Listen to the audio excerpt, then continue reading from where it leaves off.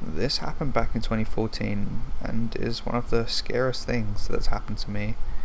Now, I'm not going to say specifically where I live, but I live in an area that has beautiful mountainous regions and clear lakes. I live probably only half a mile from this, so very often I'll drive up with me and Winston, my dog, and we'll take a lovely long walk along this trail. Now, I do this very common. Now, I do this very regularly, probably 5 times a week. I don't really care how long I'm out for because it's such a beautiful sight, and to be honest, I just like being alone in my thoughts. So I was walking along this trail, probably around 7 p.m., when I see a man in the distance. Now, it's not necessarily uncommon to see people on this path, but it's also not common, so I'm always a little bit wary, but for the most part, the majority of people are fine. So I just kept walking. The man was a distance away, so I wasn't too concerned. We keep walking and take another path. Now, to describe this path a little bit, it's one of those paths with lots of little stones and rocks on it, so you can hear people coming behind you. Obviously, there's not many people on this path, so I can't hear anybody, but sometimes Winston can be a little bit noisy, and he just barks at random birds and whatnot. Sometimes he even barks at leaves. He's kind of weird like that. So we're walking along the path for another half an hour when Winston stops and barks in the distance. He's pointing his nose just to the left, and I can't really figure out what he's barking at. I just shrug it off as he's barking at pretty much nothing, as always. Then I see some movement just behind a tree, really far in the distance. I'm kind of confused, but I shrug it off as it's probably a deer or something. I don't really know. By this point it's kinda late, so I decide to turn back and walk back to where our car is. So as I'm walking back, it's pretty much pitch black at this point. I'm just trying to follow the path and get us back to the car safely. That's when I hear footsteps behind me. Like I say, you have like pebbles and rocks on the ground near me, so you can hear when people are coming behind you. It didn't sound like it was too far in the distance though this time. It sounded as though the person was 15 feet behind me maybe? I can't really tell. I turned around and lo and behold, I see a man, maybe the same man that I saw in the distance earlier, walking back behind me. Maybe he was just walking the same direction as me. I don't really know, but nonetheless I was a bit creeped out. So I decided to take an alternative path that I know leads back to my car. So I turn off on this path and the man keeps going the same way, so there's nothing to worry about. He's gone as far as I'm concerned. That's when Winston stops and barks again, but I didn't hear anything behind us. Suddenly, I see the man is about 20 or 30 feet in the distance. That's when I get scared. I pick up Winston because he's a really small dog, and I run as fast as I can down the trail. At this point, I drop down and hide behind this big broken log. Now I say log, it's more of a tree trunk, and I stay completely silent, try not to give away my breathing, and hopefully Winston doesn't make any noise either. That's when the man jogs past and stops for a moment, looking around. I can feel my heart in my mouth as I'm praying that Winston doesn't bark and notice what's going on. I keep stroking his head, and we're just looking up at the man, looking round to figure out where we went. That's when he just takes off and continues on down the path. I leave it maybe 15 minutes, and then slowly walk back to my car. Thankfully, the man was nowhere to be seen. Now, I drive home, and I'm pretty spooked out. I feel stupid for putting us in this situation in the first place, as we shouldn't have gone out that late. Thankfully, nothing ever came of this situation, but I don't know why that man was running after us, or following us in the distance.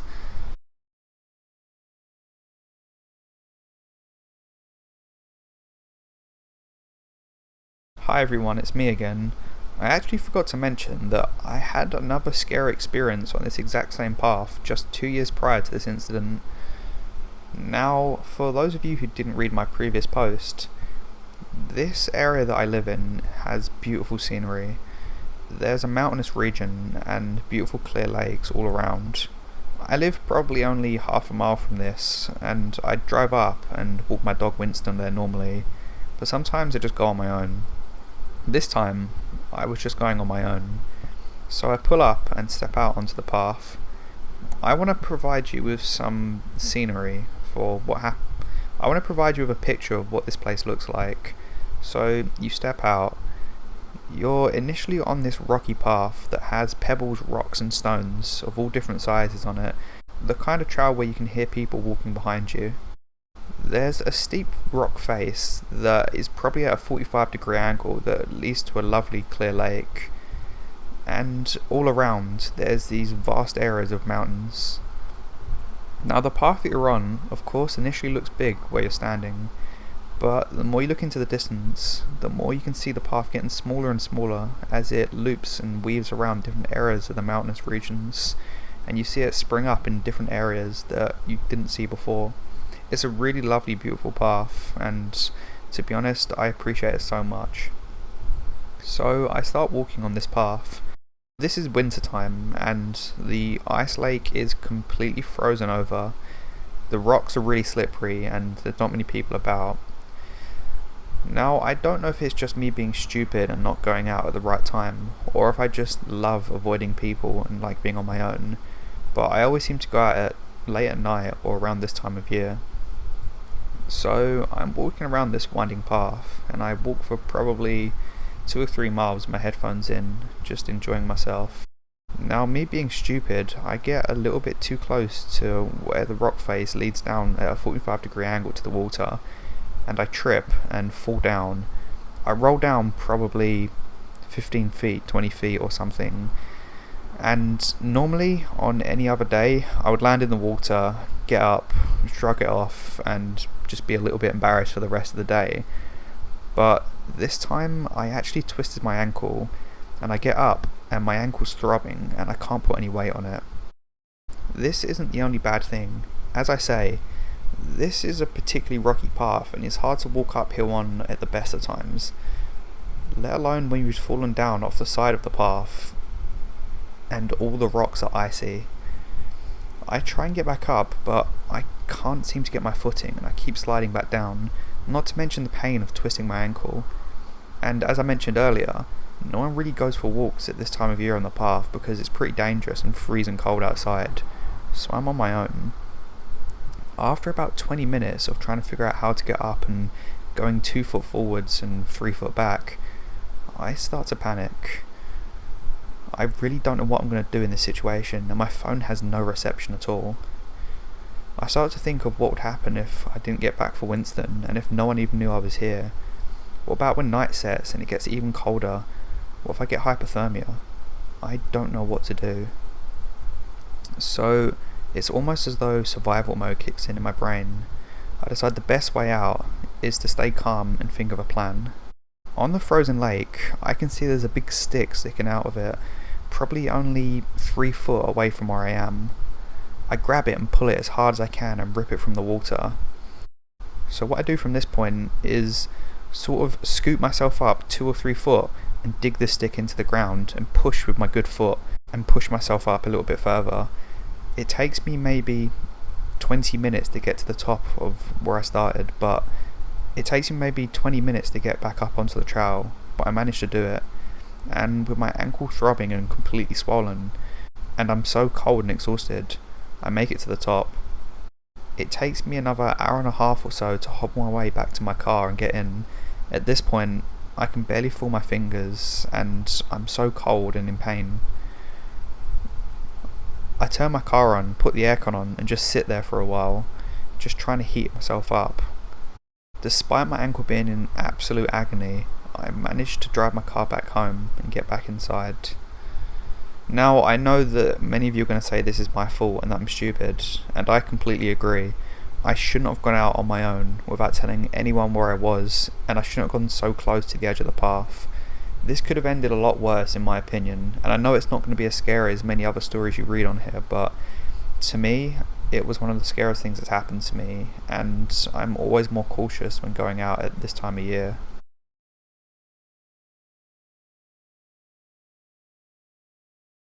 This happened when I was younger, and the thought of it still scares me to this day. So, I and a lot of my friends when school was out used to go over this park and just chill out. We used to play football and card games and just hang out and do whatever we wanted to do. We stayed here probably 5 hours of the day and just did whatever we wanted to and just enjoyed our freedom. I had a friend that lived close to the park, so sometimes we go back to his house and just hang out and play some Xbox and order pizza and have drinks or whatever, but we always ended up going back to the park and just playing and hanging out.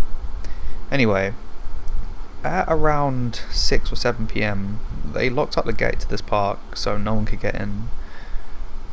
Me and two other of my friends decided this might be a good time to jump over the gate and just have an explore. Now looking back, I don't know what we were exploring. We used to spend all day every day in this park, so it was just exactly the same, just dark. But one of my friends mentioned that there was another area that he'd never been to. Now, this area was even further back than we used to play our games, and it led to a gate that had a warning sign on it. So we walked up and peered through the bars. It looked like it was just some kind of junkyard or something. We couldn't really figure out what it was, but there were warning signs and security signs all over, so I didn't think it was a good idea. Anyway, despite me not thinking it's a good idea, my two other friends thought it was a great idea, so even despite me warning them not to, they decided that they were going to jump over and said what's the worst that could happen. So they jumped over the gate, which, to be honest, I didn't want to do because of the spikes on the top, but they convinced me and I jumped over. Now, we were just having a wander around when a huge spotlight came on. That's when things went downhill quickly. All of a sudden, I heard a door open and a man shouting. I couldn't figure out what he was saying because my heart was beating so fast, and then I heard dogs barking. Me and my friends decided that we're going to quickly run round to the area that we jumped over and get back over the gate and sprint back. But as we did this, the man spotted us and fired a gun in the air. That's when we knew that this was a really bad situation and we'd broke into a place that we definitely shouldn't have. So all three of us jumped over the gate as quickly as we could, with the dog running up to us and the man shouting and running too. We jumped over, our hearts in our mouths, and started sprinting back towards the gate that we came from. The man unlocked the gate and let the dog out, and the dog was chasing after us. Just as we got back to the initial gate that we jumped over to get into the park, we could see the man running towards us in the distance, and the dog had caught us up. Two of my friends had jumped over, but I hadn't yet. I was so scared that I was almost frozen. I was trying to climb up, but I couldn't. My hands felt like jelly and my legs did too, and the dog bit onto the bottom of my leg.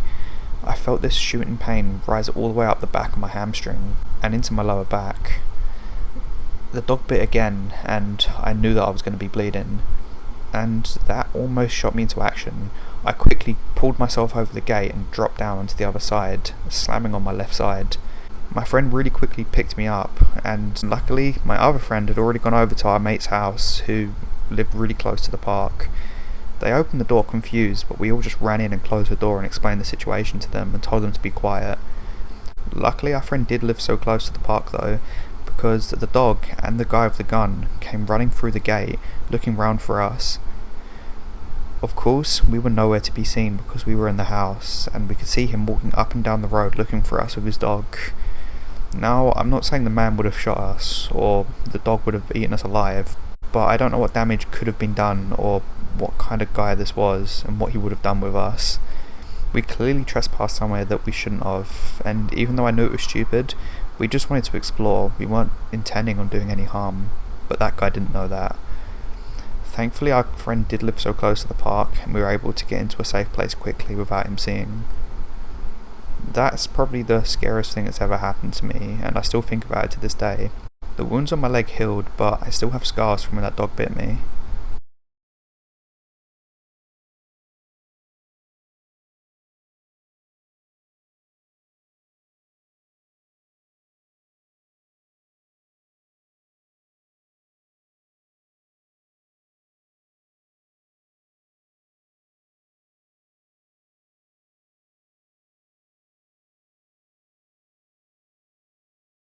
This happened probably 15 years ago now, and I still have absolutely no explanation as to why it happened. So, I live in a really big city, and I'm an extrovert, which is perfect for me. I love going out and mingling with people. Despite living in a big city, it really has a nice community feel where I live, and this is what I've always craved my entire life. I work from home, so I get a little bit lonely, so being an extrovert, I go outside and mingle with people all around. I do this every day, and it's one of those things where everyone knows me and I know them. So why what happened only happened to me? I don't know. So one day, I just come back in after going out for a short break and chatting with some of the locals around the neighbourhood, and I sit down in my chair to finish the rest of my work. It's the time of day where it's dark, but not really dark. It's that level of brightness where if you're going to read a book, you need to turn a light switch on. All of a sudden, I can see this light flashing through my window against my wall. It's flashing through in a really rhythmic pattern, and I can't really figure out what it means or what is happening. I thought maybe there was some sort of police car outside, but I look outside and I don't see any police cars. Now there's a row of bushes about 20 foot away from where I live, and from inside those bushes I could see someone vaguely in the distance flashing a torch through my window in a rhythmic pattern. I don't know what it meant or why they were doing it. Maybe it was Morse code, I don't know. I bang on the window, and then I run outside and go shout at them and ask them what they're doing.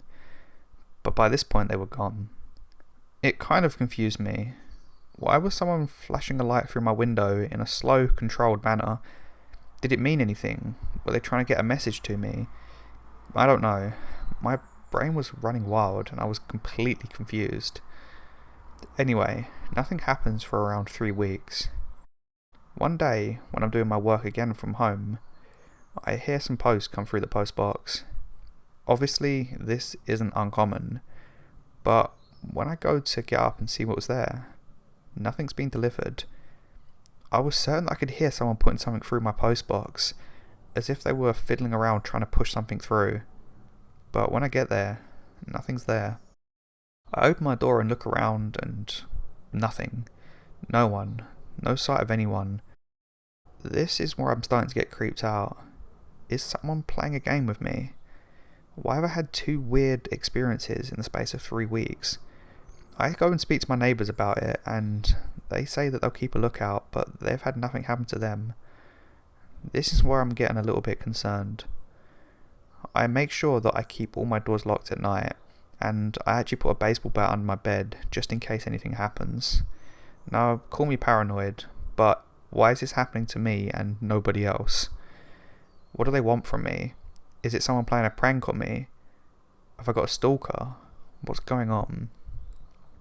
Anyway, another 3 or 4 weeks passes, and I can hear the postbox rattling again. I walk up, and I can see someone putting their hand through the postbox, but nothing coming through. I quickly run up to the door again, open it, and what I see this time is someone running down the road away from the house. This is when I realise that something's definitely off. I call the police and tell them what happened, but there's nothing they can really do about it. There's no cameras nearby, so they tell me that if anything happens again to give them a call back. This irritates me, but I decide that the best thing to do is to make sure my house is as safe as possible and to let my neighbours know again what's been happening. Again, the neighbours say that nothing's happened with them, but they're going to keep an eye out and look out for anyone who seems suspicious near my house. Another 2 or 3 weeks pass, and at this point I can hear something coming through my post box. This time I'm ready.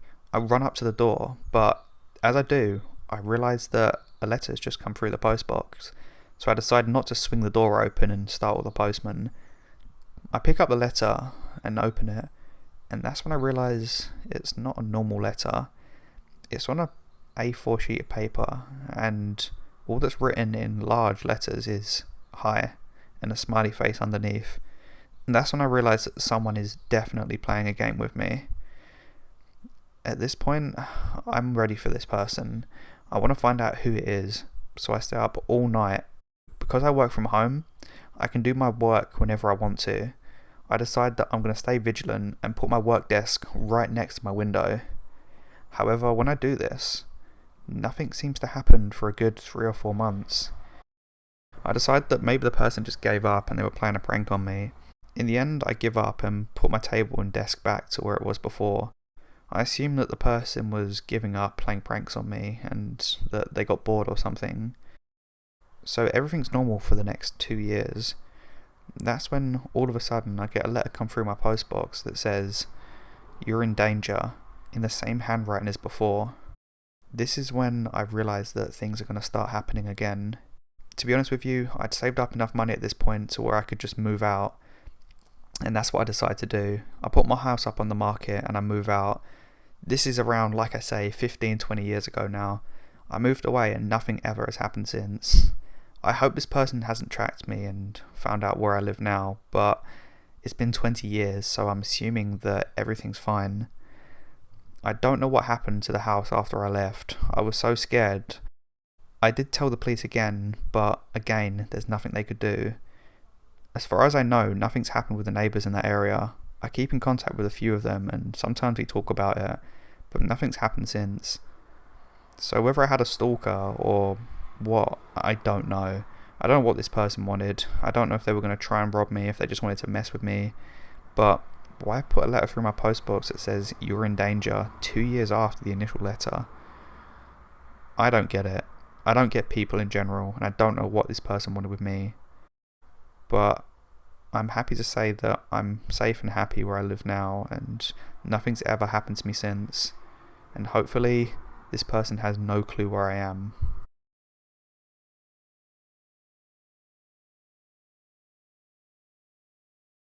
I live in an area in England that is particularly beautiful. There's green and pleasant lands all around, and lots of country parks, which I'll get to in a moment. Me and my wife are getting to, but we're not at retirement age just yet. My knees are pretty busted up from lots of hard work throughout my working life, and years of sports before that, so I can't really go on the paths that I want to go on. There's a local village and a school, and my family are nearby, so we're pretty well situated. Anyway, almost every day, me and my wife try and get up and walk our dogs around these country parks. Now, there's one of them which is my favourite, but I can't really use. There's lots of hills and lots of areas that are a little bit slippery for me. I really want to be able to ride a bike up and down these hills, but I just can't manage it at the moment. So we normally avoid that one. There's another one that has a beautiful lake that runs alongside the path, which is better in the summer. And there's another one that's most nearby that is pretty flat, and it's almost like a gravel path that runs for a few miles and leads back to a general car park. So that's the one we normally take. Normally, I get the dogs in the car. We have 2 dogs, one called Stacy and one called Happy. I know Happy's a funny name, but our granddaughter named it. Anyway, so we take the dogs, we get them in the car, and we walk along these trails. Normally, everything's fine, but this one time, our dog Happy was acting a little bit strange. She was acting as though she was getting spooked by things, which she doesn't normally. So we kept walking and just found it a little bit odd. That's when we noticed a group of young guys walking behind us, all with their hoods up. Now, I'm not particularly worried about this. They appear just to be walking around, and who knows, they could just be a group of friends that are walking around the path too and enjoying the day. But after another half an hour of walking around, I start getting suspicious. Every single turn we make, they make too. There's various different routes you can take along this path, and they all lead back to the same place, but take various different routes to get there. The chance of someone following you on this route is pretty slim, but they follow us through every single narrow winding path, and at one point they start to get a little bit closer. Now, I'm getting kind of freaked out, and the dogs are spooked out too. My wife says sometimes dogs have a kind of sixth sense, and they can tell when something's not right. Maybe this is the case, because I turn around and I say to my wife I'm going to go speak to the guys. As I start walking towards them, they disperse and walk away into the wooded areas. Now, with my knees being bad, I can't be walking over all the broken logs and slippery leaves that are on the floor, so I just throw my hands up in the air and walk back. I say to my wife that we should head back to the car, and we decide to do that. So we slowly put the dogs on their leads and walk back to the car. As we're maybe 200 meters from the car park, These guys appear even closer to us this time. That's when they realise that we're probably going back to our car, and they start walking even faster towards us. They're probably only 20 feet behind us still, but they're really making ground on us, and with my knees aching, I can't walk much faster. I tell my wife to take the dogs and get in the car, to which she does. She jogs towards the car and puts the dogs in, but as soon as they see her jog, they start light jogging too. This is when I get really freaked out. I'm not sure whether I should turn around and confront these guys, or head back to the car. I decide the best thing to do is keep walking at a normal pace, which I do. I get back to my car and my wife has put the dogs in and is sitting in the driver's seat of the car. As I'm about to open my door, the guy starts to sprint towards my car. That's when I get in my car quickly, shut and lock the doors, and tell my wife to drive. We speed off in a hurry and out the gate just as the guys reach our car. I look back in the mirror and I can see the guys shouting at each other and pointing at each other, clearly annoyed that we'd got away. I don't really know what these guys wanted with us, and I don't know what their plans were, but I'm glad that me and my wife got away. Now, this experience isn't going to deter us from going back to these country parks again, but we're definitely going to have to stay more vigilant.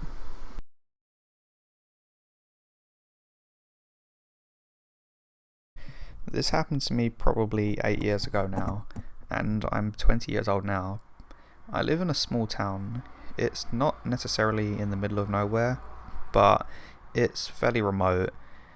I'm outside of a big city, so people still pass through. I've worked the same dead-end job that I've been in since I was 16 or 17 years old. Most of my friends have moved out of town now, so I'm a bit of a loner. We still keep in touch, but it's not the same when you can't see people in person. The shop that I work in is really close to this huge shopping mall. The shopping mall is inside of a quarry looking thing. If you've seen one before, you'll know what I'm talking about. It's almost like there's massive steep hills all around and there's a shopping mall in the middle of it. It's kind of confusing to describe, but if you've seen one, you'll know. So, I work in a shop that's probably only a 15-minute walk from this shopping mall. Every single day after work, I get off probably around 5 o'clock, sometimes 7 depending on when I start, and I just go for a mooch around the shopping mall.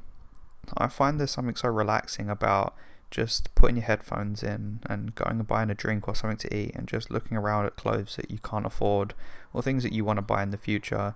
Just having a casual stroll by yourself, minding your own business and enjoying your own company. It's something that I've done since I worked in this job, and to be honest, it never gets old for me. My job can be fairly stressful sometimes.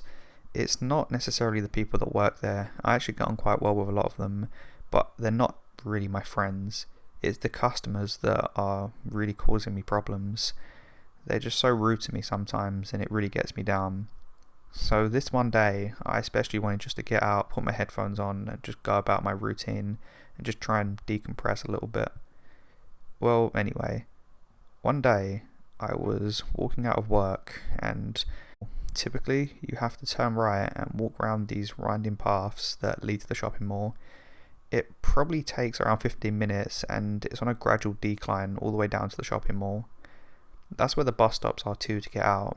It's probably a 15-minute drive to get back to my house, and on the bus it probably takes 25 minutes. It's not too far away, and the buses run until about midnight, so I haven't got too much problem with getting home. However, I know of this other way to get down to the shopping mall. Now, this is a particularly lazy way to go about it, but it's something that me and my buddies discovered way back in the day. It probably cuts 10 minutes off the route. If you cross over the road, there's a line of shrubbery and bushes that winds all the way down the path. Now, you would think that behind these bushes is just a gate or something to stop people from falling down the hill. But no, if you push past all these bushes, there's actually a little level of a dirt road that winds all the way down. Now, I say a road, it's kind of more of a muddy track that has loads of empty cans and pieces of burnt wood and rocks and stones all around. Probably only around 6 foot in length, and then it drops down into the area that leads to the shopping mall. It's a fairly steep drop, but as long as you're careful, you can sort of scoot your way down it and get to the shops so much quicker. Now, this is something we discovered way back when we were young, and it's one of those things that kids seem to know about, but adults haven't got a clue. It's one of those ones. So I decided that this is the route I'm going to take. Now, like I say, I finish work at either 5 or 7, and on this day, it was 7 o'clock, and it was dark outside. Probably not the best time to be doing this, but I've never had any problems before, so why not? So I sort of barged my way through these bushes, scraping myself a little bit, but I'm fine. That's when I get onto the little path. Now, normally no one's there, but as soon as I jump down, 4 or 5 people turn around and look at me. They've all got their hoods up and things covering their faces, so I can't see who they are. I'm a little bit of a nervous person in general, so this shocks me and I don't know what to say. I go to turn around and go back up the path, but one of them grabs me and tells me not to go. This is the point where I'm really scared. They tell me to empty my pockets, to which I do. They take my phone off me and my wallet, and to be honest, I'm pretty shaken at this point. I don't know what to do. And that's when someone else says, "Take his watch too." Now, this watch is massively sentimental to me. It's something that was given to me by my father before he passed away. So, to me, this is not something I really want to give up. I started pleading with them not to take it, at which point I can see one of them reach into their pocket and another 2 reach into their coats. They start shouting things at me, but I think I'm having an anxiety attack because the words aren't making sense to me. I'm just slowly trying to backtrack whilst they're hurling abuse at me and shouting instructions to me, but I'm frozen. I don't know what to do, and I'm so scared. This is when fight or flight kicks in. It's either try and take on all these guys, or jump down this steep hill that leads to the shops. Without even thinking, I run and I jump down this hill that leads to the shops. I start rolling and tumbling and barrel rolling down this hill. I make it to the bottom, but I'm badly hurt. My leg felt broken and I couldn't move my ankle. I had a cut on the top of my head too that was bleeding quite a lot. Thankfully someone saw me jump down and they came to help me quickly. I got taken into a little medical room that was in the back of one of the shops. They called the police for me, but there was nothing the police could do. I didn't see any of their faces and they'd run away with my stuff by now. I still had my watch on me, although the face of the watch did crack a little bit as I jumped and barrel rolled down the hill. Thankfully I made it out safely, and to be honest with you, I'm scared to ever go back to that spot. I'll never be taking that shortcut again. I'm happy that I didn't end up getting harmed, and maybe I should have just given my watch up, but it had so much sentimental value to me, and combined with the anxiety attack and the general just surprise of what happened, I didn't know what to do in that situation. I'm not saying I made the right choice, but luckily I made it out okay.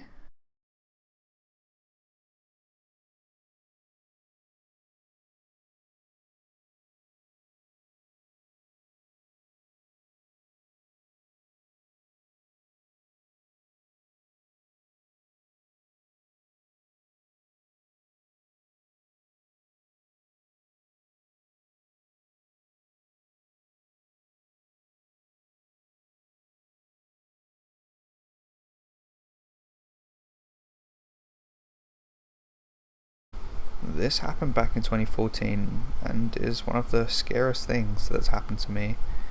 Now, I'm not going to say specifically where I live, but I live in an area that has beautiful mountainous regions and clear lakes. I live probably only half a mile from this, so very often I'll drive up with me and Winston, my dog, and we'll take a lovely long walk along this trail. Now, I do this very regularly, probably 5 times a week. I don't really care how long I'm out for because it's such a beautiful sight, and to be honest, I just like being alone in my thoughts. So I was walking along this trail, probably around 7 PM, when I see a man in the distance. Now, it's not necessarily uncommon to see people on this path, but it's also not common, so I'm always a little bit wary, but for the most part, the majority of people are fine. So I just kept walking. The man was a distance away, so I wasn't too concerned. We keep walking and take another path. Now, to describe this path a little bit, it's one of those paths with lots of little stones and rocks on it, so you can hear people coming behind you. Obviously, there's not many people on this path, so I can't hear anybody, but sometimes Winston can be a little bit noisy, and he just barks at random birds and whatnot. Sometimes he even barks at leaves. He's kind of weird like that. So we're walking along the path for another half an hour, when Winston stops and barks in the distance.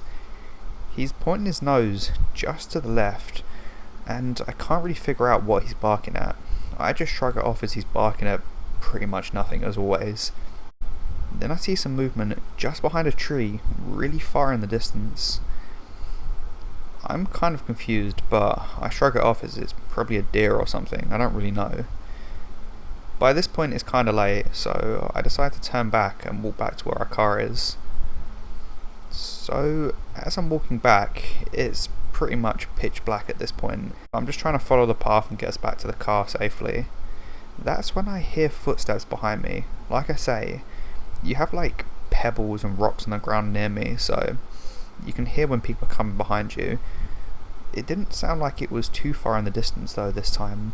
It sounded as though the person was 15 feet behind me maybe? I can't really tell.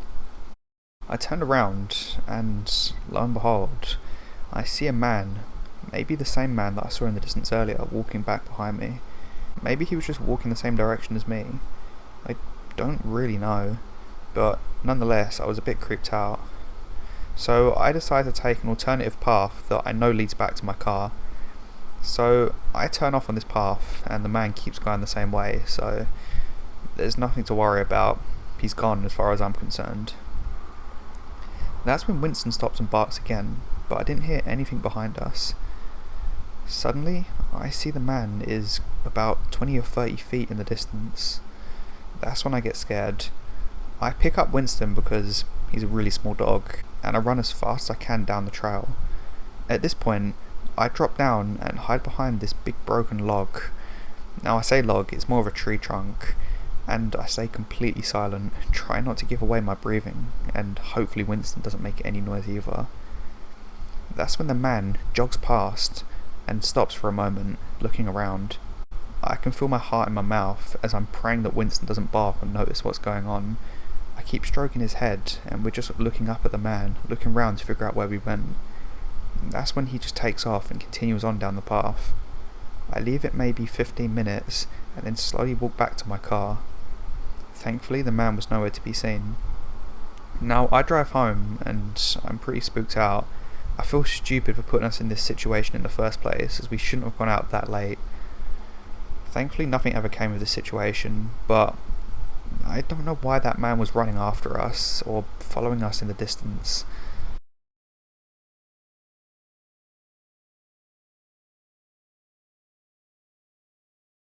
Hi everyone, it's me again. I actually forgot to mention that I had another scary experience on this exact same path just 2 years prior to this incident. Now, for those of you who didn't read my previous post, this area that I live in has beautiful scenery. There's a mountainous region and beautiful clear lakes all around.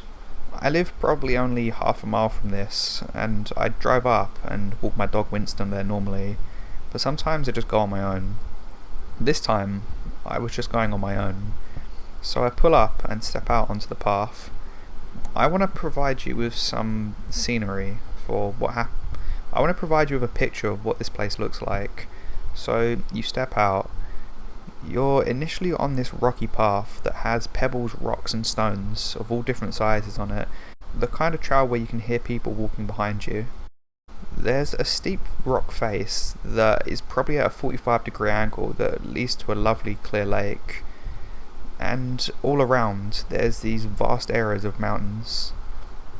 Now the path that you're on, of course, initially looks big where you're standing, but the more you look into the distance, the more you can see the path getting smaller and smaller as it loops and weaves around different areas of the mountainous regions, and you see it spring up in different areas that you didn't see before.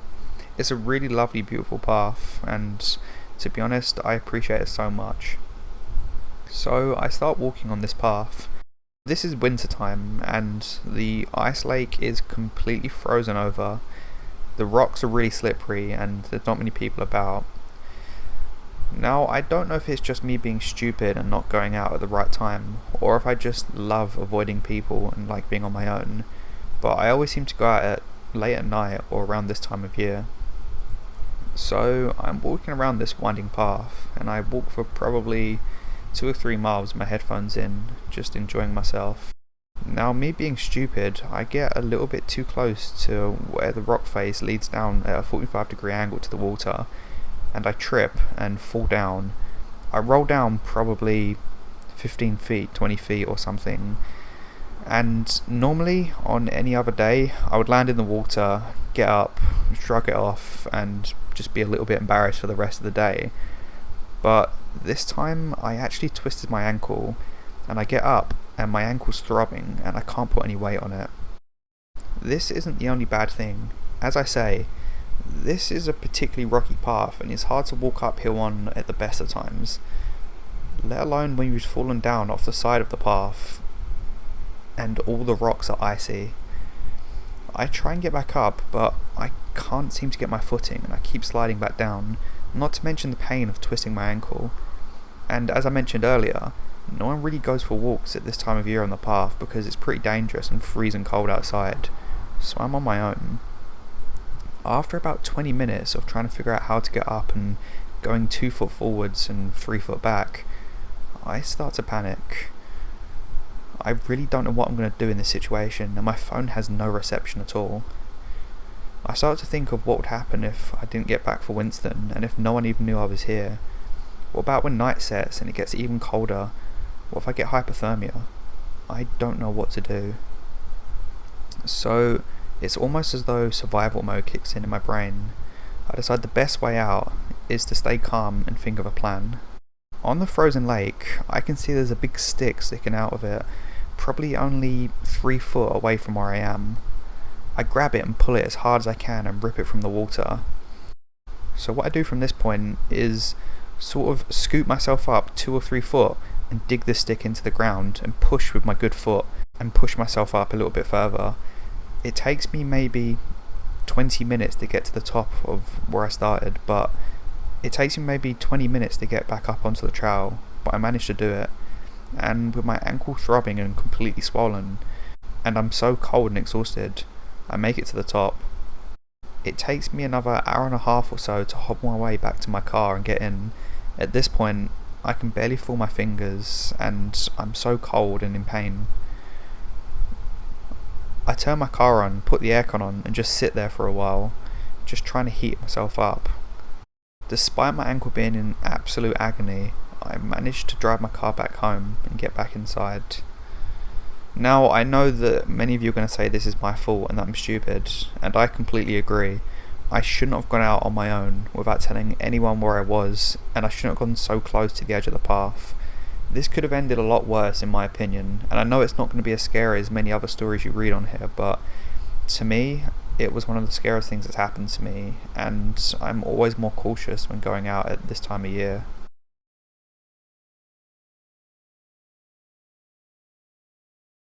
This happened when I was younger, and the thought of it still scares me to this day. So, I and a lot of my friends when school was out used to go over this park and just chill out. We used to play football and card games and just hang out and do whatever we wanted to do. We stayed here probably 5 hours of the day and just did whatever we wanted to and just enjoyed our freedom. I had a friend that lived close to the park, so sometimes we'd go back to his house and just hang out and play some Xbox and order pizza and have drinks or whatever, but we always ended up going back to the park and just playing and hanging out. Anyway, at around 6 or 7 PM, they locked up the gate to this park so no one could get in.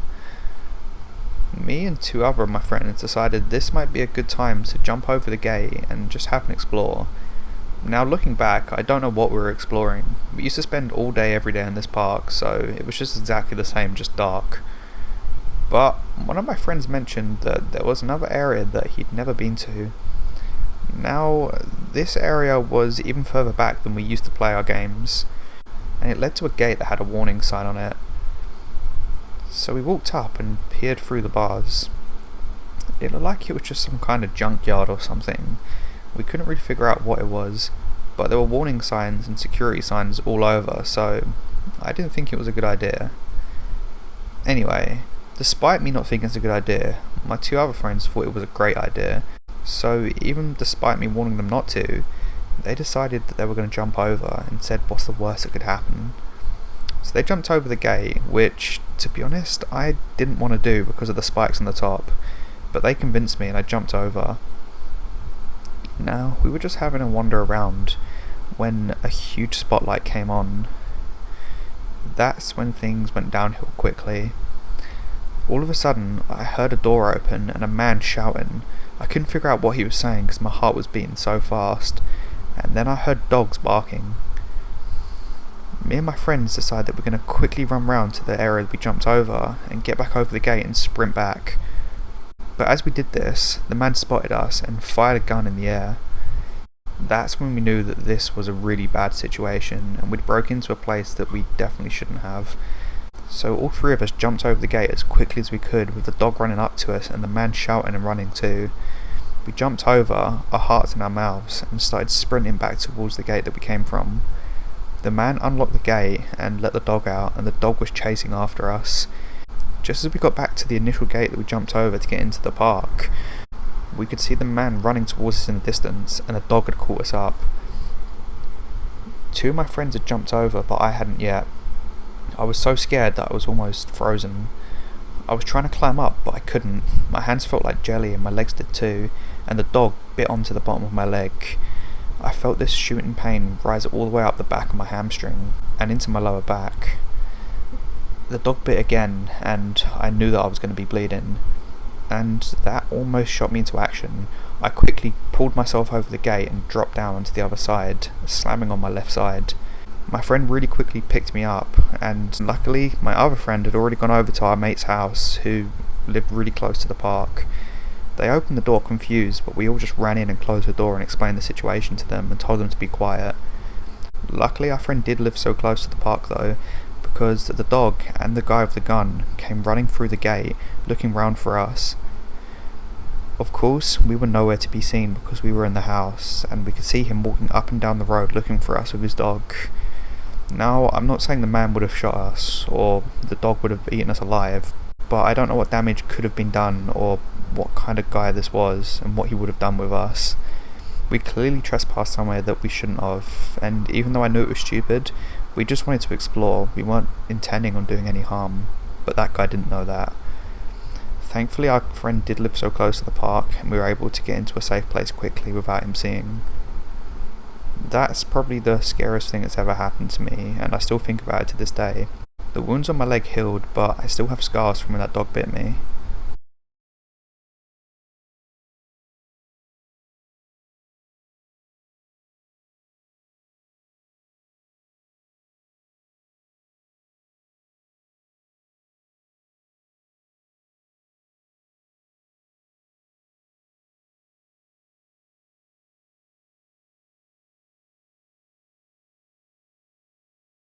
I live in a beautiful seaside town. Me and a group of my friends, who were probably 19 or 20 around this time, we all went to school together and all grew up together, so we had a great bond. Because we all lived in this same town, typically once or twice a week, we'd all go for walks along the coastline. It's a beautiful stretch of land, and if you look out towards the sea looks boundless, and particularly at night time, when you're watching the sunset, it looks like you're in a movie. You slowly see the orange sun setting just behind the blue sea. It really is scenic, and to be honest, it's one of the things that makes me love where I live. Especially at night time, this is the best time to walk along the coast, as it's a little bit cooler and there's less tourists around. Where I live's a little bit of a tourist trap, and there's so many people that come here from all around the world. But anyway, me and my friends, probably 3 or 4 of us, decided to go for one of our occasional walks along the coastline at night time. We know this really cool spot on this giant rock that we can just watch the sunset. It's right next to this cool shop where you can get candy and sweets and chocolate and drinks and whatever else. So I opted to get a slush puppy, and my friend got some cokes. We sat up on the rock and just watched the sunset. Oh, just as a side note, I forgot. We got those amazing donuts too that you only get at seaside towns. If you know, then you know. The sun's gone down probably 2 or 3 hours ago and we're still chatting away. It was one of those really good conversations where you kind of just forget about time, and when you do realise what the time is, you kind of have a moment of panic as you don't realise it's that late. So we split off in pairs and decided to walk back home. It's probably around 10 or 11 p.m, but at this time of day in the country I live in, it's completely dark. So we're slowly walking along the coastline. All I can hear is the wind and the sea crashing against the coast. It's really beautiful actually, and it's actually a really therapeutic sound. That's when I see some people right ahead of us. They're all wearing black and hoodies, and I can't really see what they're doing. All of a sudden I can see people pointing and shouting, but as it's so windy and the waves are so loud, I can't make out what's being said. All of a sudden, I see one of them point towards us, and they all start making a beeline for us. Me and my friend decide to react quickly, and because we know this area, we decide to run back in the direction we came from. We start running, and we head towards the pier. I don't know what these people want from us, and I don't know if it's people we know or a group of people that are trying to rob us. Being this late at night, I'm pretty certain it's not the first option. So we jump over this wall down into the sand, and we get sand in our shoes and all over our legs, and we decide to head to right underneath where the pier begins. Now, if you've ever seen a pier, you'll know that it's got plenty of wooden beams, and typically these wooden beams aren't yet in the sea until there's a high tide. So we climbed over the beams and we hid behind this rock that's right underneath the pier. At this point, the people have caught up to us and don't seem to know where we've gone. I can hear them now, and they're definitely not our friends. These people are talking about trying to rob us and take our possessions. I can't remember exactly what they said, as I was kind of in shock and my heart was beating out my chest. But I specifically remember hearing them talking about robbing our possessions. Now, this is one of the most suspenseful moments of my life. I can hear them searching around the area we're in as we're hidden behind this big rock, pressed up against it, trying not to show any body parts. At one point, I hear someone walk directly on the other side of the rock we're on. If they jumped over, they would almost certainly have seen us. I hear the footsteps on the pier above us too. We're trying to be as silent as we possibly can as we hear footsteps walking around directly above where our heads are. If we look above us, we can see shadows and then sudden glimmers of light as their feet are shuffling around the boards above us. This is absolutely the most terrifying thing that's ever happened to me. Now, eventually they left, and I don't know what direction they headed in, but we left it a good 20 or 30 minutes before we headed out. My friend called their mum and asked them to meet us outside the pier, which they did, and we explained what happened. We decided we'd never go for one of our walks that late again, as it just wasn't safe. I don't know what those people wanted, and I don't know why they chased us, but I'm so glad they never found us behind that rock.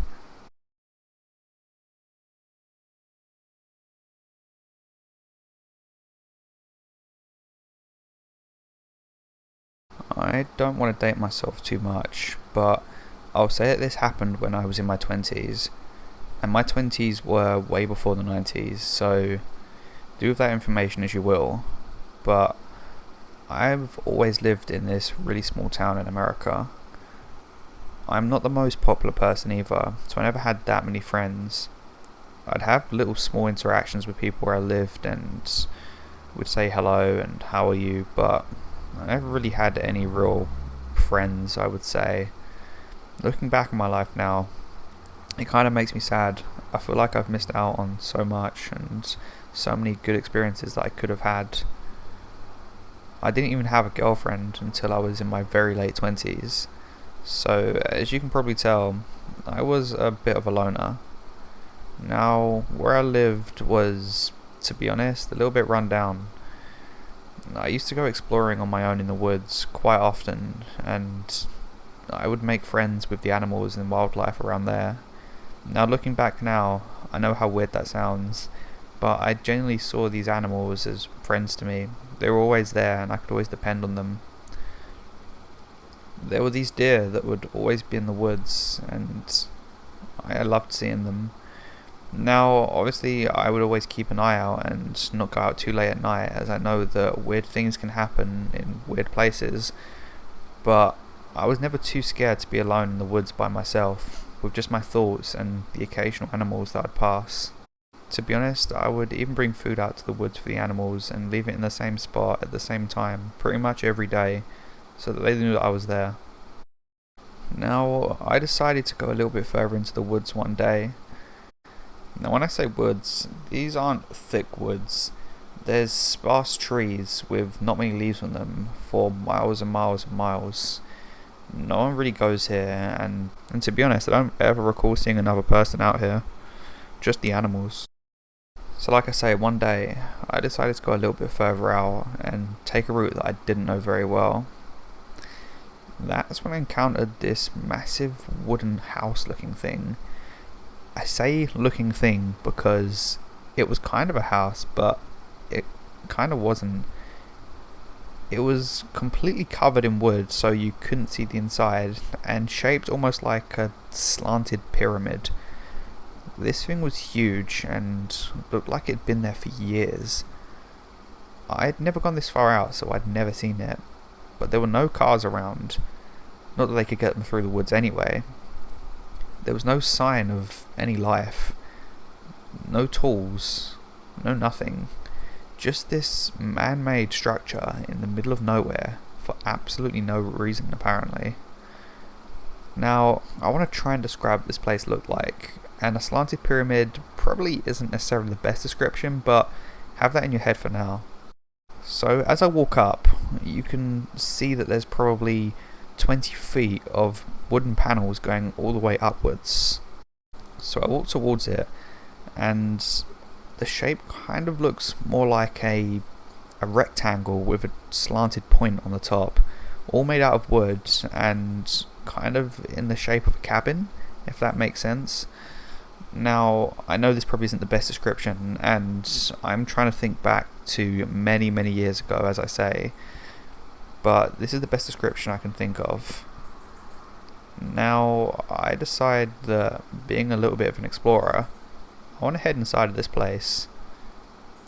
Part of me was a little bit scared, as I don't know what's inside, and I don't know who owns it, or who built it, how long it's been there, why is it there. I had a lot of questions, but I wanted to know.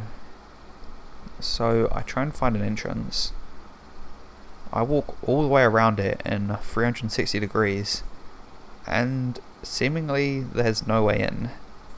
This completely stumped me, so I decide to just walk around again and try and figure out a way in. Again, 360 degrees all the way around, nothing, no way in. Now I'm stumped. What on earth is this thing? So I decide to take some steps backwards and try and figure out if there's enough. As I step backwards, I feel something hard hit my legs and I fall backwards, completely losing my balance and my legs going up in the air. I look down at my feet and try and figure out what on earth it was that tripped me up. That's when I see a lever to what looks like a door. I sweep away some dirt and some rubble and some leaves, and I realise this is the entrance. There's a little wooden square door on the floor. Now when I say door, it's kind of like a little hatch or trap door, if you know what I'm talking about. I don't really know the name of them. I lift it up and it goes straight down, probably around 6 foot, and then I can't see as it goes forwards. What do? I think to myself. Do I jump down, not knowing what's in here, who's in here, what this thing was made for? Screw it, I think to myself, going in. But as I start to climb in, I think to myself, I have no light source. I highly doubt there's going to be anything in there lighting this place up. So I climb out, close the door, and head back home for the night. All night, I'm tossing and turning in my bed, wondering what's in that damn place. Anyway, I decide the next day I'm going to head back and figure out what on earth is in that place. So, I prepare. I get myself a torch and I head back to the woods the next day. Around the same time of day, I arrive back at the house. Now, when I say house, I don't know what to call this thing. It's kind of a hut, kind of a house, kind of a cabin. I don't know what it is. It's like some weird kind of abstract art design. I open up the hatch and I jump down this little hole. This thing wasn't very wide, so whoever made it can't have been very big. I turn on my torch and I start heading towards where the house is. Either side of me there's wooded panels that seem to be holding this place up. It's kind of like one of those really old fashioned mines, if you imagine that, but just really narrow. That's when I get to where I think the house should be, and nothing. There's nothing here. It's a dead end. I'm so confused. Why can't I get in this place? What's here? So I'm completely spooked out at this point and realise that maybe someone's made this to try and trap you. So I head back and climb out really quickly. I close the door and head back home again. All the way home I'm trying to figure out what's going on and keeping an eye out to see if anyone's following me. I have no idea what this place was built for or even designed for, but I really need to find out. So it gets to night time and I'm lying in bed trying to figure out how I'm going to tackle this. Do I just break in and get an axe and smash the wall down and get inside? Screw it, I think. That's what I'm going to do. I'm going to break a wall down and get in. I need to know what's in there. That's when all of a sudden I look out the window and in the distance I can see some smoke. This smoke must be in the general direction of where this hut is, and that's when I realise there's a fire. I put my clothes on and my coat and head down to the woods again in the middle of the night, trying to figure out if this fire is coming from the hut or not, or if it's just a random forest fire. I don't know, but I need to find out because I can't go without knowing what's in this place. I get to where the house is and from the distance I can see that it's on fire. Nothing around it's on fire, just this building. Just this weird abstract house burning in front of me. Someone must have known that I was in there. Something must have been going on in there and I have no idea what, but they definitely didn't want me to see it. I keep a distance and try and figure out what's going on. I don't see anyone and the place is just on fire, burning in front of my eyes. I can smell the smoke and it's making me feel a little bit sick. I decide to keep a distance because why was this place being burnt down just after I found it? It looks like it's been there for years. Why all of a sudden would it be burnt down? I decide to head back home and mind my own business and realise maybe I've gone a little bit too far this time. Maybe I put myself in danger. Fast forward to the next day. I decide that I'm going to take one more walk down there and keep my distance again. I arrive and to my sadness, the place was burnt to the ground. There was nothing left apart from lumps of ash and pieces of burnt wood. This place was clearly burnt down on purpose. Thankfully, nothing around it caught on fire. Like I say, there weren't too many trees around, they were fairly sparse, but it was still a fairly wooded area. So I'm quite happy that nothing else caught on fire and it didn't spread, but I'm absolutely devastated that I didn't get to see what was inside of this place. What was it built for? Why was there this door that led to nothing? Why was it hidden? Why did this place look so old, yet I'd never seen it before? I had so many questions that I know now will never be answered. That night, I head back home and go about my life as usual. This is the first time I've spoke about this to anyone. I'm still a bit of a loner, I don't talk to anybody. I have my usual encounters with my postman and the people in the local shops, but apart from that, I don't really speak to anyone. This is the first time I've told this story. I still have no idea what that thing was. I have no idea who built that house, cabin or hut, whatever it was. I have no idea of its purpose. I have no idea why there seemed to be a little door that led to nothing. It creeps me out. I have no idea why it was there, and I never will. But yeah, after all these years, decades, I decided to finally share this story.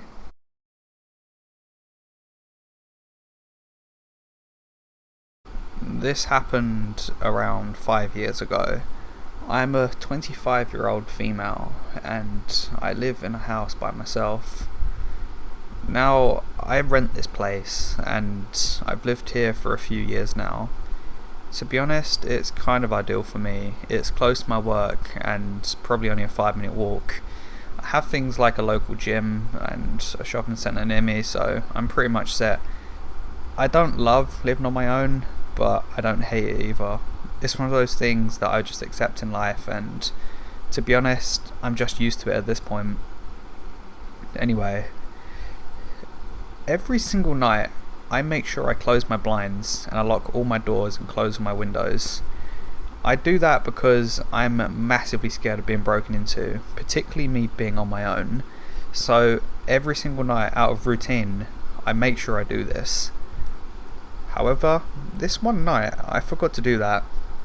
I was so tired from work, and I'd been laying in bed, and you know when you have those moments where you're lying there and you just can't be bothered to do anything. I knew I needed to get up and close my blinds, but I just couldn't be bothered. What's the harm for one day anyway? Well, I end up falling asleep pretty soon after that, probably around 9:30 in the evening. I know it's not very late, but like I say, I was exhausted from work. I wake up and I see this silhouette on the edge of my window.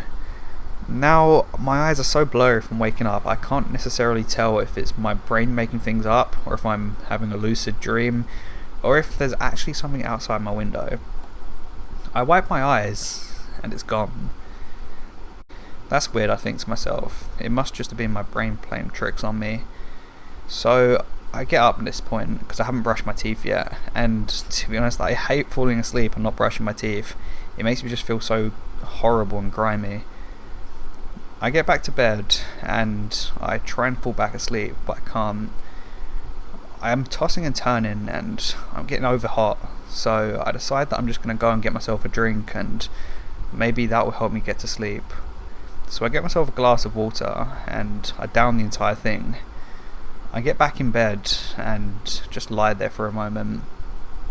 I'm lying there probably for around 15 minutes, just occasionally flicking through my phone on low brightness and trying to just do anything to get my brain to switch off. I know that being on your phone isn't necessarily the best thing to get you back to sleep, but when your mind's tossing and turning, sometimes having a focus can really help get me to sleep. Anyway, I see this silhouette out the corner of my eye again. I'm starting to panic now because I'm definitely wide awake at this point, and there's definitely something there. There's no way that's my brain playing tricks on me now. I lie as still as I possibly can and pretend to be asleep. All of a sudden, out of the corner of my eye, I can see this silhouette slowly moving across to the centre of my window. I turn my head slightly and try and get a better look, and what I see is the outline, or once again, the silhouette of a person pressing their face against my window, both of their hands covering the outside of their face as if they're trying to block the light out so they can see inside my house a little bit better. This freaks me out massively. My heart is pounding and I don't know what to do, so I just remain still and hope that there's no windows open. The man stays there looking for what feels like an eternity, but eventually he does leave, and as soon as he does, I shoot up out of bed, close my blinds and make sure all the windows are shut in my house. Thankfully they are. I didn't want to call the police because I didn't have any proof of what happened, and not that they'd believe me anyway. Nothing's happened since, but I don't know what this person wanted. Being alone on my own scares me enough, but the thought of someone breaking in and doing whatever scares the life out of me. I'm installing some security cameras, and I've let the neighbours know too, so they're going to keep an eye out anyway. My message to anyone out there who lives on their own is to make sure you always close your blinds at night, always close your windows, and always lock your doors. Make sure you're safe. Install security cameras if you need to. Make sure you have quick access to a phone if you need to call for help. My advice to all of you is to stay safe out there and make sure your safety comes first. It's been a while now and nothing's happened, but I'm still terrified that this person's going to come back and who knows what they want.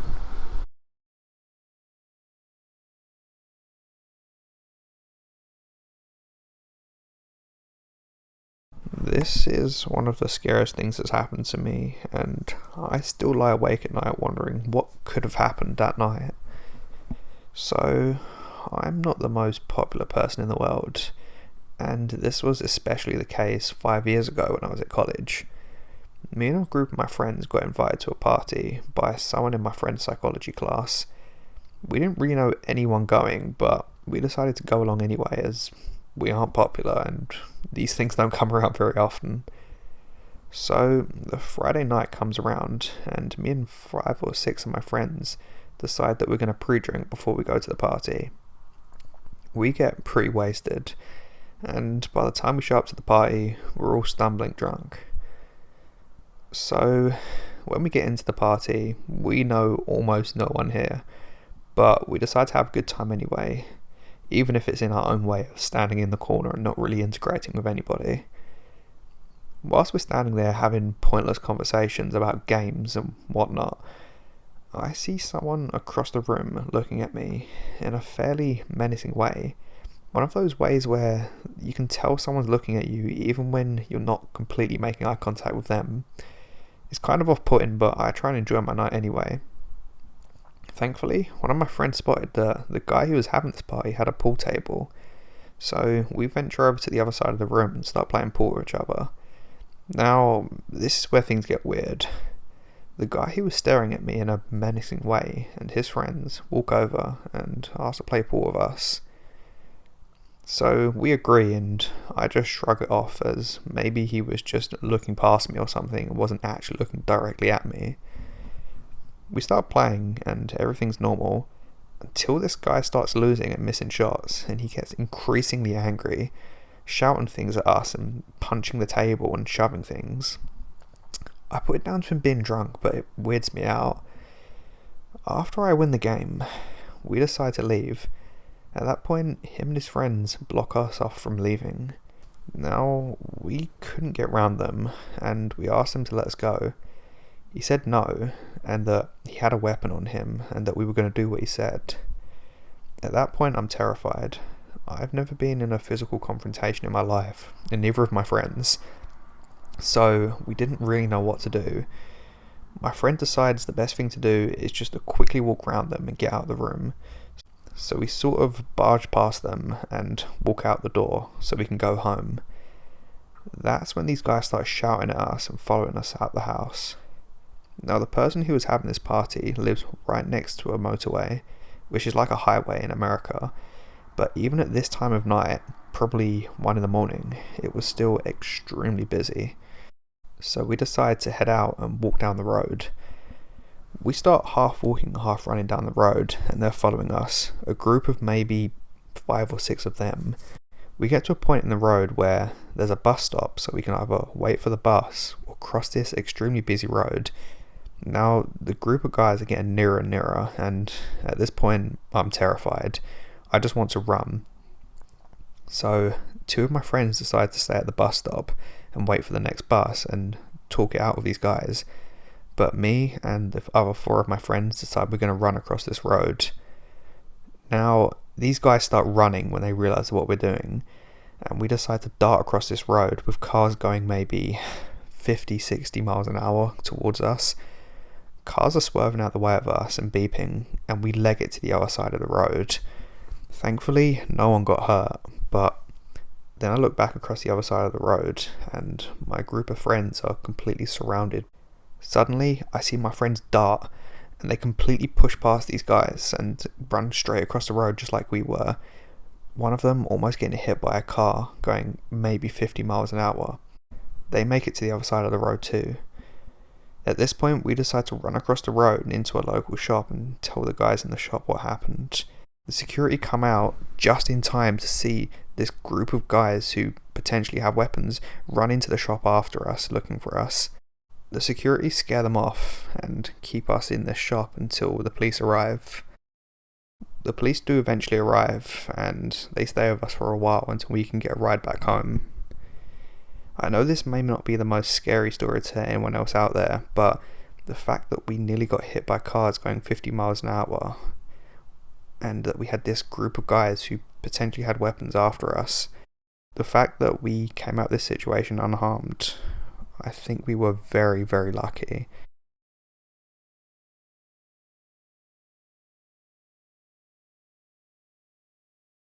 So the story I'm about to tell actually happened to me.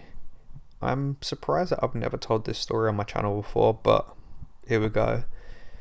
So this happened probably 11 years ago now. Me, my dad, my brother and my granddad all decided to go to this camping resort in the south of England. This is a pretty well known resort. I'm not going to name it, but it's a place that's fairly popular in England. So it's probably around January or February time, and very, very cold. It was a rainy, cold day, but the ground was still really hard. It was one of those kind of days. And we're on the coast, so there's a lot of wind as well. And we decided to put up our tent on this area that was a little bit out of the way of other people. We try and put it up, and then we quickly realised that once we got the tent up, that this isn't a great location at all, because we've been absolutely battered by the wind. So we decided to take the tent down in the freezing cold rain and move it nearer to the other tents, near everyone else. So we put up our tent, and we have a pretty normal night. There's actually a place to go to get pizza and that kind of thing, so we do that, and we decide to go to sleep. So I'm laying on my side, and all I can hear is the rain on the tent. And I have a very vivid memory of my side of the tent kept blowing up, and cold air kept blowing in my face. It was really horrible. It was a freezing cold night as well. It must have been one of the coldest nights of the year. It was absolutely freezing. I was shivering even under all my covers and everything. I was so cold. But this is when the problem started. So we didn't really take much notice beforehand of the other people around us. So in the location that we were in, there's loads of other tents around us. Like, all the tents are maybe 10, 15 feet apart, and there's probably 30, 40 tents just in this little area. It's full of people. But the people that were just opposite us were making a lot of noise at this time of night, and it was maybe 11 o'clock at night, half 11, but they were making a considerable amount of noise. It was almost like they were very, very drunk and having a party almost. But I remember walking past this tent earlier and seeing kids in there, so I was kind of just surprised that they were being this noisy at this time of night with kids in their tent. So I could hear other people getting up and wondering the same thing. We could hear other people going up and complaining too shortly after this, so we decided just to leave it. So it quiets down for a while, and it gets to around 2, 3 in the morning. I can hear kids wandering around outside, and at first I don't really think anything of it, but then it gets weirder because none of the parents are outside or anything, and the kids are just wandering around doing whatever they want. That's when I realised that this could go very wrong very quickly, because not even 20 feet away from us there's this huge lake, and the path that leads down to this lake is it's a very steep mud path, but it just sort of drops off at the end and doesn't have any sort of steps leading to the water. It sort of just stops and then drops down into the water. It's maybe like a 2 or 3 foot drop straight down into cold water. So I get up, and so do my dad and my granddad and my brother, and we go outside and we try and figure out what's going on outside. No one else is outside but us and these kids, which is a bit weird. So my dad and my granddad try and get these kids back to their tent, and when they do get them back to the tent, they realize that these parents are on drugs or too much alcohol, and they're completely passed out, and you just cannot wake them up. Like, they're all completely passed out. Like, when you shake them, you can barely get them to acknowledge you're there. But their kids are all running around outside. So obviously this is a pretty concerning situation, but no one seemed to help us. We called the police as well just to get them down, just because this isn't a safe situation for the kids at all. At that point, I decide to look around, see if there's any more kids, and that's when I spot a little girl, maybe 4 years old. I don't really know how old kids are. She was very small and couldn't walk great, but she was walking down that slope that led to the drop off into the water, and she was maybe 10 foot from it. So I ran down the path and grabbed her just before she fell into the water. I was obviously happy that I'd managed to stop her going into the water, but we had the problem with the parents, so we had to go up to other people's tents and wake people up and try and get them to come out and help us. And a lot of people refused, actually, which is a bit annoying. But there were a few families that actually decided to help us and stay with the kids until the police came. Eventually the police came and did say to us that they'll stay with them and that we can go back to sleep. But I don't know what happened after that, because that morning we just packed up and left and decided that we didn't want to be around that sort of environment, and we just went. But yeah, that's my story of what happened that night.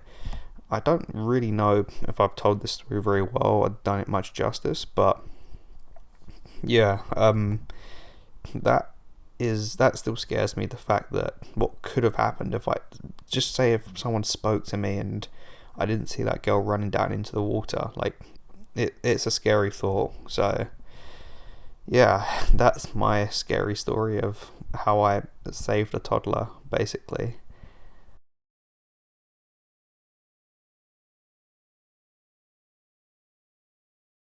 If you've ever had a near-death experience, you know that it's something that doesn't easily leave you. This happened probably 15 years ago now, but the thought of what happened still scares me to this day. So, me and a group of my friends, probably 7 or 8 of us, decided to head out to Crete. We did this because there's areas in Crete that are great for partying, and we just wanted to have a good time. The area we went to is very well known for having a very, very lively strip that's full of people that are fresh out of college and in their early 20s trying to escape their parents and just have some freedom. We decided to stay just a little bit off of the main strip. This is because we weren't massively into partying, even though we wanted the party experience, and we wanted to be a little bit away from other people so we could relax and enjoy ourselves still. We were probably a 5 to 10 minute walk away from the main strip, which we didn't mind too much. We went all inclusive, so we could have as much food and drink as we wanted and didn't really need to leave the hotel anyway, unless we wanted to go to the beach or go to the strip at night. Everything out there was so cheap compared to where we live, and to be honest, we were having the time of our lives. One day, we decided that we wanted to go on a little boat trip. Not one of those party boats that you see. We wanted to hire a boat, like a speedboat, and go out with just our group of friends and just explore around the area. Around the island of Crete, there's lots of little islands just off of it, like really, really small ones that are very rocky, that you can actually ride up to and just walk around on. We've also heard that there's a lot of turtles in the area, so we really wanted to find some in their natural habitat. So we paid the €30 or whatever it was for the boat, and we set off. We got quite far out, and the water was, to be honest, a lot more choppy than I expected. I was actually planning on jumping in and having a swim around, but just because of how choppy the water was, I didn't want to get caught in a current or anything like that, and I was worried that I wouldn't be able to make it back to the boat. We made it to this really small island that was probably, I want to say a mile out, but maybe it wasn't that far. But we travelled around to the other side of the island to get away from all the other people's boats in the area. We found this really cool little cave thing. Now, I don't want to say it was a massive deep cave, but it was kind of like an indentation in the actual island itself. So it kind of looked like a cave, even though it wasn't huge. The water was actually a lot less choppy in this area of the cave, so we decided that we'd actually get out and have a swim around.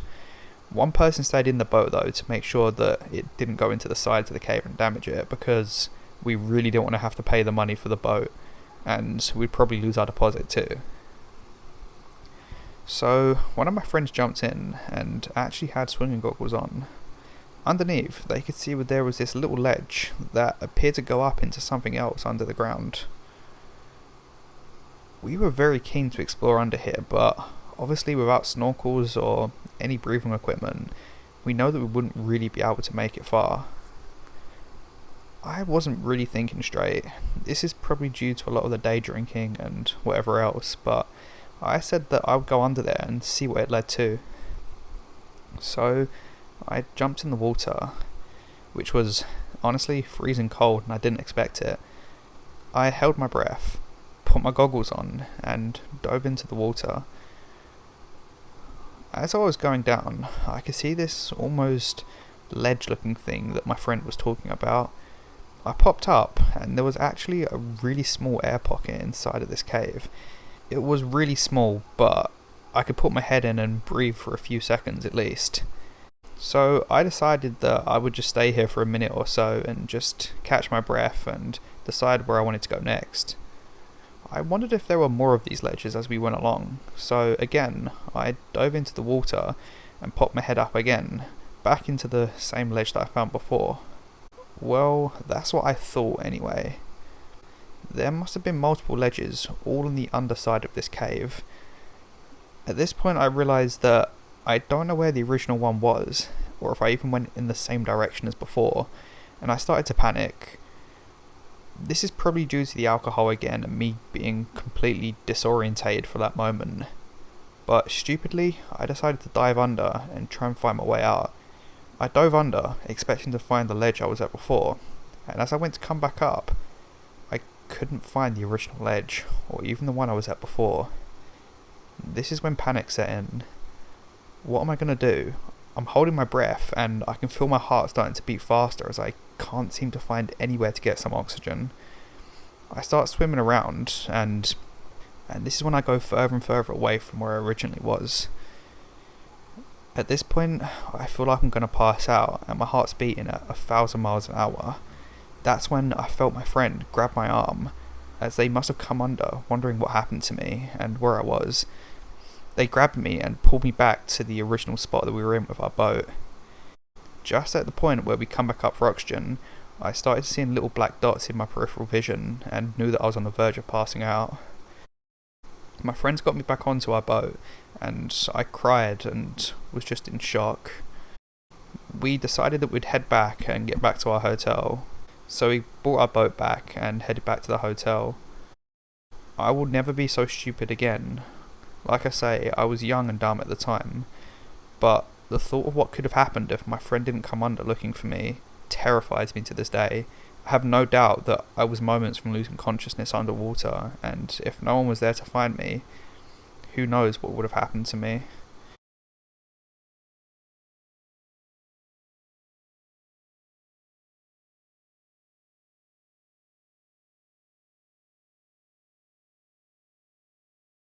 Hello everyone, this is the part of the video where there's no more stories.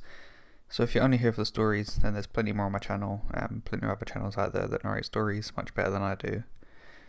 At this point I'm just here for the conversation at the end of the video.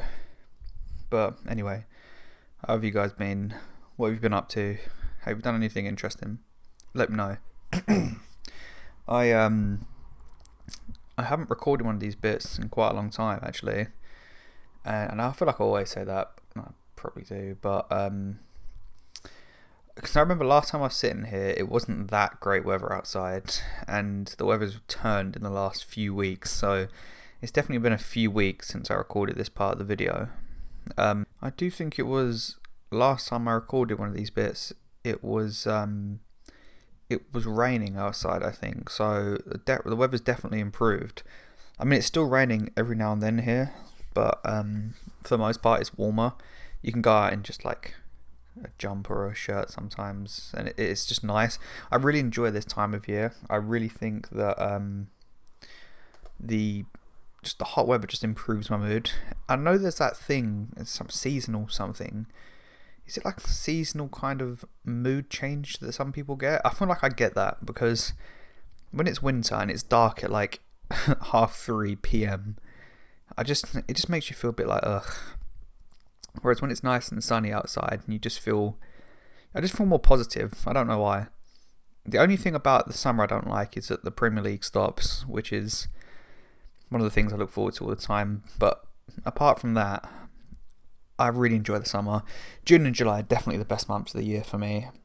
It just seems like a more positive time of year, and everyone seems in a better mood just because it's a bit warmer outside.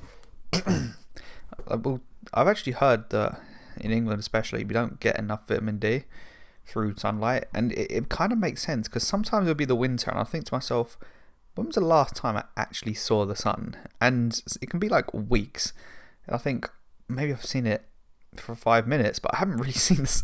It's always overcast. Normally in the winter here, if you've not been here, it's just overcast all the time in the winter. It's raining or overcast or just drab in general. Always cold. And this is why I like this time of year, because we don't, our summers also are a bit hit and miss, because some summers we'll get like a baking hot summer, we'll get like 2.5 sort of good months of sun, but sometimes it's just pretty crap and we get like a little bit of sun here and there and it's not really any good.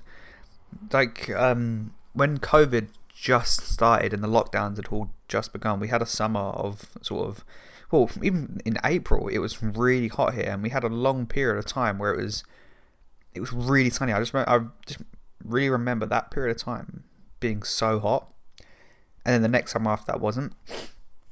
But actually looking back on it, COVID was a really weird time in general, wasn't it? Lockdowns and stuff. Like you could get in trouble for sitting on a park bench with someone else. Like it was really weird. She was restricted to like 1 walk a day or something. It's just strange having to queue outside of shops and everything. I can't imagine that now, and it wasn't even that long ago.